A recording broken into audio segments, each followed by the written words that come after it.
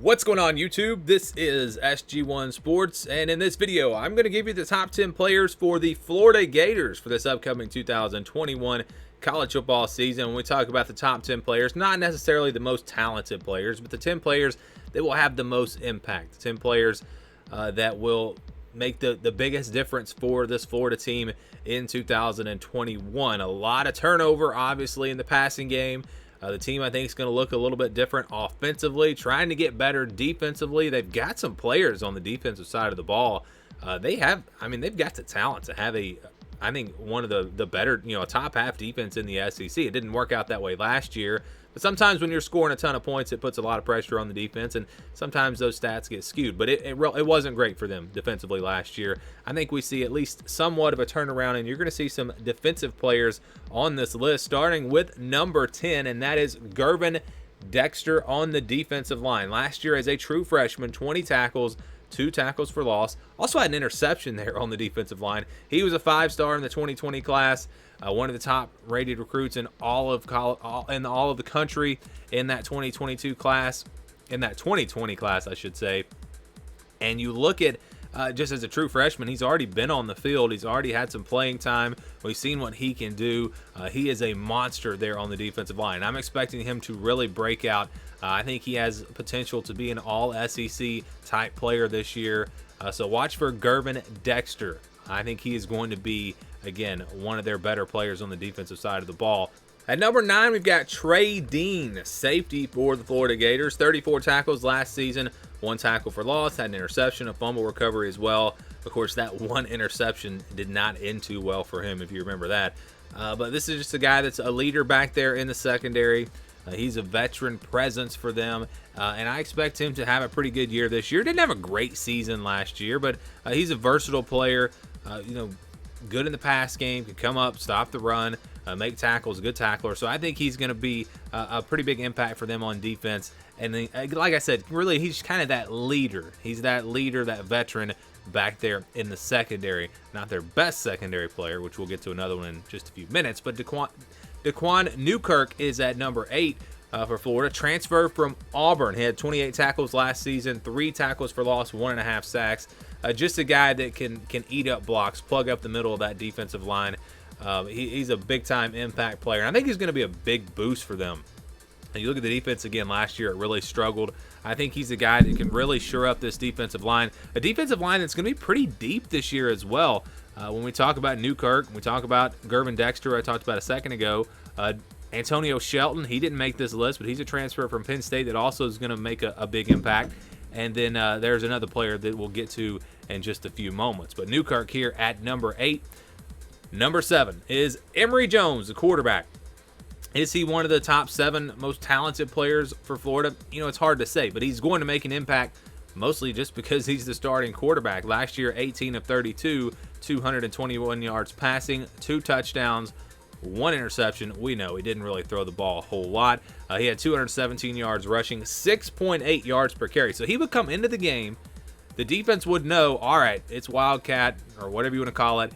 He's coming in here. He's coming to run the football, and he still averaged 6.8 yards per carry. That tells you what kind of a threat he is on the ground. And when you talk about the passing game and how maybe these numbers aren't that great, it's tough to just run in the game for a couple plays here and there. It's tough. You can't get into any kind of a rhythm. Now that he is expected to be the starter, I think you're going to see him perform pretty well in the passing game. I don't expect him to be one of the top passers in the SEC or anything like that, but I think he'll be good enough. When you add in his running ability, I think he becomes a serious threat for this Florida team, and I think he could surprise some people this year. So I think Emory Jones will be one of the top 10 players for Florida this season. Moving on to number 6, we got Damien Pierce. Last season, 503 yards, 4.7 yards per carry. Also had 156 yards receiving, 5 total touchdowns. I don't know that he's going to be used in the pass game as much this year just because of the change in this offense. But they're going to run the football so much more this year. And when you've got Emory Jones back there at quarterback, that takes some of the pressure off of the running back just because the defense never knows who's going to be running it. Will it be Jones? Will it be the running back? Now, Pierce, I don't think is the most talented running back on this team. I'd probably go with DeMarcus Bowman, and I know he really impressed a lot of people in the spring. But I was back and forth on those two running backs. Who's going to be the biggest impact for Florida this year? Will it be Pierce? Will it be Bowman? And don't forget Malik Davis, very capable running back as well. And at the end of the day, I just think Pierce, because he's a veteran, because he's proven it here, I think he's going to get the most carries. I think he's going to be the starter for them throughout the season. While Bowman might be the better, more talented player, it's not just running the ball. It's catching the ball out of the backfield. It's blocking, all of those things. I think Pierce will see the most playing time. And I've been impressed with him. I see 4.7 yards per carry here last year. Not great, but if you go back to his previous seasons, I mean, he was up there around 6 yards per carry. He's a guy that has been really good for Florida. They just didn't run the football well last year. I think that will change this year with an improved offensive line, with a dual threat quarterback back there. I'm expecting Pierce's yards per carry average to go back up over 5 at least this year, and I think he's going to be their biggest impact running back. Number 5 is Jacob Copeland. We talk about all the losses at wide receiver. Well, Copeland is back, and I think he's going to be their number one guy. He will be the go-to wide receiver for Emory Jones. Really the most experienced guy coming back. 23 catches last season, 435 yards, 3 touchdowns, and that was with him behind Kadarius Toney, Kyle Pitts, Trayvon Grimes, all these guys in front of him. Another guy to keep an eye on is maybe Justin Shorter. He's a talented kid. Could he maybe emerge as their top weapon? Possibly. But I think it's going to be Copeland. I think Copeland will have a big year this year, 1,000+ yards receiving. Even though I don't expect him to throw the ball as much, I still think he's going to be the number one guy for them. So watch out for Jacob Copeland at number 5. Number 6 is Brenton Cox. This is a guy that I think is going to have a huge impact for Florida this season. Last year had 42 tackles, 10 tackles for loss, 3.5 sacks. He broke up 2 passes as well. He's going to play that buck linebacker, defensive end, hybrid position, whatever you want to call it. So he's a guy that is mostly going to be a pass rusher, but will also step out there and defend the run a little bit. And he's just a guy. He's their best, probably their best, just pure pass rush. I don't know. That's hard to say because there's another guy we haven't got to yet. But he's a guy that can get after the quarterback and just is a great pass rusher. Now, having him out there at that buck position going to be really big for Florida. And I think we already saw signs of what he could do last season. Number 3 is Vitor Miller at linebacker. Probably the leader of the defense overall. 86 tackles last season. 7.5 tackles for loss. 3.5 sacks. 3 pass breakups.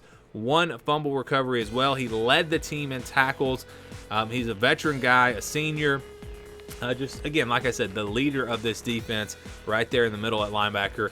And I expect him to lead the team in tackles once again in 2021. Number 2 is Zachary Carter on the defensive line. Talked about Cox. Well, Zachary Carter can also get after the quarterback, and maybe he's the better pass rusher. 35 tackles last season, 9 tackles for loss, 5 sacks, had a fumble recovery, and also he broke up 2 passes from that defensive line spot.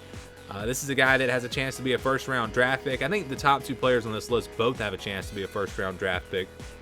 I think, it's big for him, big for Florida, for him coming back this year as a senior, and I just expect him to do big, big things. He's probably going to be a first-team All-SEC player, maybe even an All-American.